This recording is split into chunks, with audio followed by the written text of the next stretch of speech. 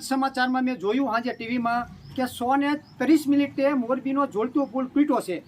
પુલ તૂટ્યો એનો આપણને કંઈ વાંધો જ ના હોય, પુલ તૂટે એની આપણને કંઈ વાંધો જ ના હોય. પણ શું કામ તૂટ્યો કે 5 દી પહેલાં આ સરકારે ખુલ્લો પુલ મૂક્યો હતો અને 2 કરોડના ખર્ચે વિલિડેશન કર્યું હતું. એટલે 2 કરોડ રૂપિયા 5 દીમાં જો આવો સરકારનો વિકાસ ગાંડો થયો હોય અને 150 માણસના જો ભોગ લેતા હોય તો આ સરકાર અત્યાર સુધી હુતાતા ચા. અને અત્યારે કે મુખ્યમંત્રી મોરબી આવે છે, ગૃહમંત્રી આવે છે. એટલે ભાઈ બધા અત્યારે આવીને તમારે કામ શું છે? જ્યારે પુલનું કામ હતું ત્યારે તમે ચેકિંગ તો કર્યું નથી અને પુલનું ઉદ્ઘાટન કર્યું તો હજી નગરપાલિકાવાળાને ખબર નથી. અને તમે 150 માણસના ભોગ લીધા અને કહેશે જે હિસ્સે એને પકડવામાં આવશે અને કોઈને પણ છોડવામાં આવશે નહીં. કોને છોડવામાં નહીં આવે? સુરતમાં તક્ષશિલા કાંડ થયો, કેટલા વિદ્યાર્થીઓ બિચારા મળી ગયા, એનું પણ શું થયું? કાંઈ નહીં, ઝીરો તપાસના નામે. રોજીકાંડમાં લઠ્ઠાકાંડમાં કેટલા મળ્યા? 125. એનું શું થયું? ઝીરો. આ પણ મોરબીનું પણ આ ઝીરો કરવામાં આવશે. એટલે મારે તમામ ભાઈઓ બહેનોને કહેવાનું છે કે આ ભાજપ સરકારનો વિકાસ ગાંડો થયો છે.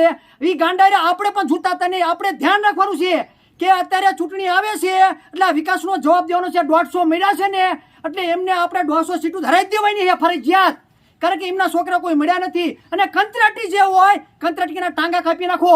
હવે 150 જો ગુજરાતમાં મળતા હોય આવાના કંત્રાટ દેતા હોય તો આ સરકાર શું ગધાડા જેવી સરકાર ગણાયા?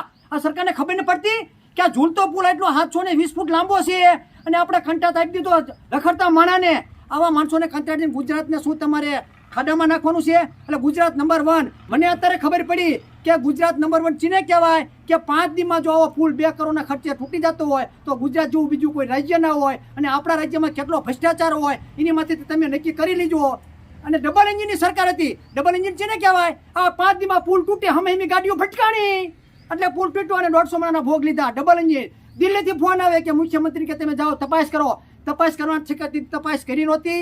પુલનું કામ 5 દી પહેલા ખુલ્લો મૂક્યો છે, 150 માણસના ભોગ લીધા. એટલે હવે તમામ ખેડૂતોને મારી નમ્ર વિનંતી છે, તમામ પબ્લિકને મારી વિનંતી છે કે તમારા છોકરા ગુમાયા છે, તમારી પત્ની ગુમાવી છે, તમારા નાના બાળકો ગુમાયા છે. હવે તમે ભાજપને મત દેતા નહીં, કાઢવાની વેરા આવી જઈ છે. નકર હવે પછીનો વારો પણ આપણો પણ આવો જ આવશે.